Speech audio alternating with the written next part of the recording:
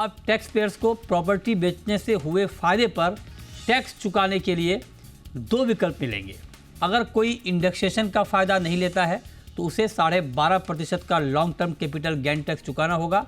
वहीं इंडेक्सेशन का फ़ायदा लेने पर उसे 20% टैक्स देना होगा। और ये जो दोनों विकल्प मिले हैं वो 23 जुलाई 2024 से पहले के मकान खरीदने पर या प्रॉपर्टी खरीदने पर मिले हैं।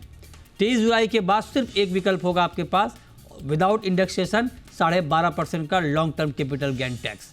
अब सवाल ये है कि क्या अब जो नए नियम हैं, मतलब अब अगर कोई नया घर खरीदता है, नई ज़मीन खरीदता है, तो क्या उनके लिए अब प्रॉपर्टी में, ज़मीन में निवेश करना ठीक है? इस नए टैक्स नियम के बाद आपको करना क्या चाहिए, क्या निवेश करना चाहिए? क्योंकि अब जो बजट के बाद, मतलब अब अगर नया आप खरीदते हैं तो उस पर आपको इंडेक्सेशन का बेनिफिट नहीं मिलेगा। तो क्या अब आपके लिए प्रॉपर्टी में निवेश करना फ़ायदेमंद रहेगा?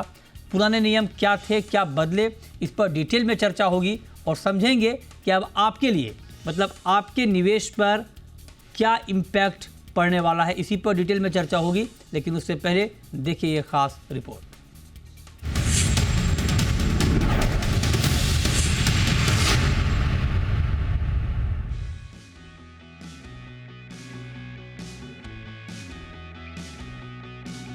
प्रॉपर्टी निवेशकों के लिए ये एक अच्छी खबर है।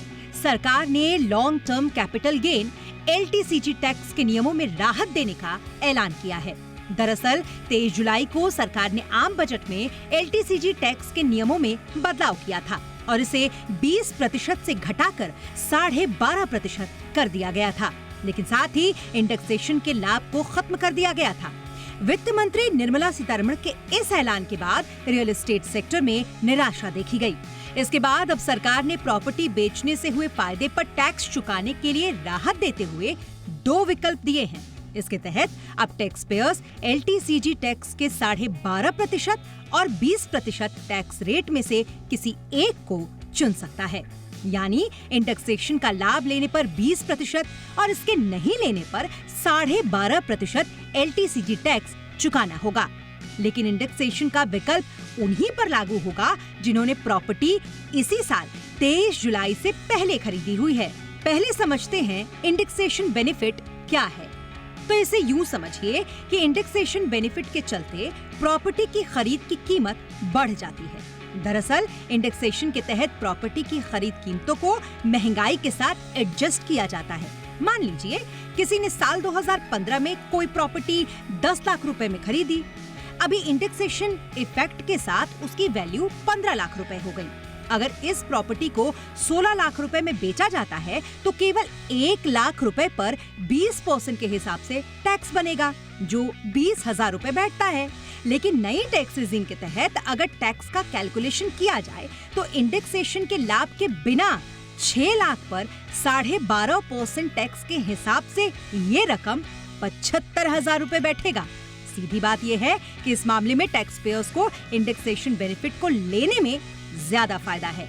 अब लॉन्ग टर्म कैपिटल गेन और शॉर्ट टर्म कैपिटल गेन को भी थोड़ा समझ लेते हैं। अगर प्रॉपर्टी खरीदने के 3 साल के अंदर बेच दी जाए तो इससे होने वाले मुनाफे को शॉर्ट टर्म कैपिटल गेन यानी STCG माना जाता है। वहीं अगर प्रॉपर्टी खरीदने के बाद 3 साल उसे रखते हैं और फिर उसे बेचते हैं तो इससे होने वाला मुनाफा लॉन्ग टर्म कैपिटल गेन यानी LTCG माना जाता है। फिलहाल सरकार के इंडेक्सेशन विकल्प को देने से प्रॉपर्टी मालिकों को बड़ी राहत मिलने की उम्मीद बताई जा रही है। वे अपनी सहूलियत और फायदे के हिसाब से किसी एक विकल्प को चुन सकते हैं। ब्यूरो रिपोर्ट, जी मीडिया।